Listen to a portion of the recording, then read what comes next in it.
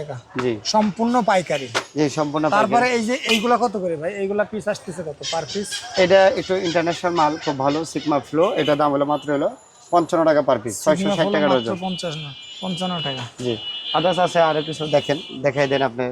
যে আমরা অনেক সময় এই লাইনে গেল গা বদলে আইটেম আছে যাগুলা মানে অনেক সব ভিডিওতে অনেক ভাই সময় বলা যায় না। এটা কি টাইপ বলে ভাই? এটাকে বলা হয় মাস্কিং টেপ বলা হয়। Masking type. এটা কি কি কাজে ব্যবহার করে? এটা রঙের কাজে ব্যবহার করা হয়। তারপর আপনার যে কোনো আপনার জন্য একটা পার্সেল পাঠাবেন, এটার উপর লিখিত করে আপনি পাঠাতে পারবেন। আচ্ছা, এটার দাম কত ভাই?